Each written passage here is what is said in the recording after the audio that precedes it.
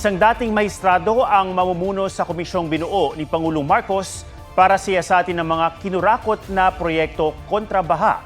Suportado rin daw ng Pangulo ang mga ginagawang protesta kontra korupsyon, kabilang ang nilulutong malawakang pagkilo sa September 21. May report si Joseph Moro.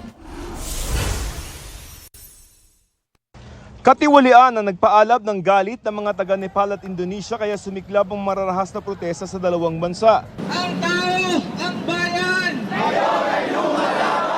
Sa Pilipinas, may mga nagprotesta na rin mula nang sumambulat ang isyu ng umano'y kinurakot na flood control projects. Patikim daw ang mga yan ng ikakasang trillion peso march sa September 21. Si Pangulong Marcos na nag-ungkat ng anomalya sa mga proyekto kontra baha, hindi raw tutol sa mga protesta kontra korupsyon. Of course they're angry. I'm angry. We should all be angry. Because what's happening is not right.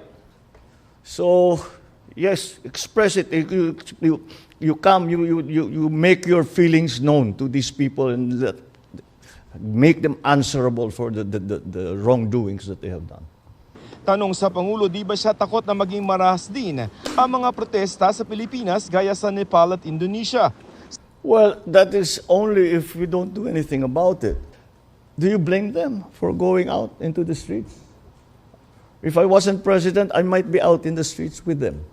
Sa panig mismo ng pamahalaan, buo na ang Independent Commission for Infrastructure na inanunsyo ng Pangulo para magsiyasat sa mga kinurakot na proyekto. Ngayong araw, inanunsyong chairman si retired Supreme Court Justice Andres Reyes Jr. Naupo siya bilang Associate at Presiding Justice sa Court of Appeals bago inappoint ni dating Pangulong Rodrigo Duterte sa Korte Suprema. He has been a jurist for a very, very long time with a very good record of honesty and fairness. I was very encouraged because in my meetings with Justice Andy yesterday, sabi niya, this has to be, we have to make it nothing less than a turning point in the conduct of governance in the Philippines.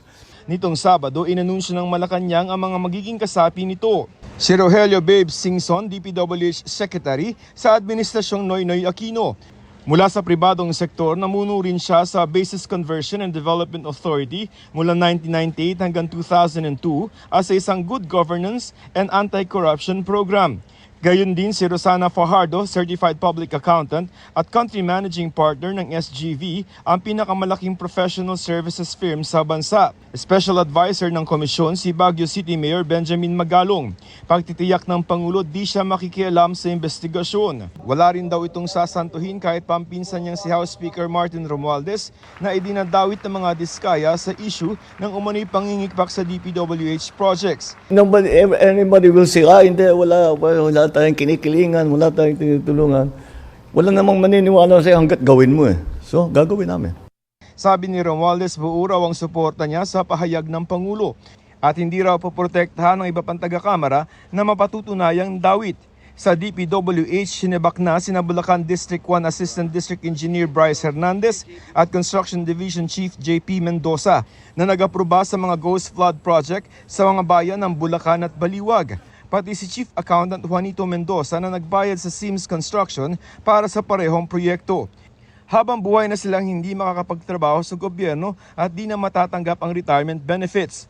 Pagtatanggol ni Auditor Mendoza, limitado niya ang kanyang papel sa pag-aproba ng paglalabas ng pondo at hindi kasama ang aktwal na pagberipika sa mga proyekto. Bukod sa mga taga-DPWH, pananagutin din daw ng Pangulo ang mga kontraktor ng ghost o substandard projects. Ibabalik din daw niya ang proseso na kailangan tanggapin muna o magkaroon ng acceptance sa lokal na pamahalaan sa mga proyekto ng national government. So, I have instructed the DPWH and for that matter, all of the departments to return that. Tinanggal in the last administration yan yung acceptance.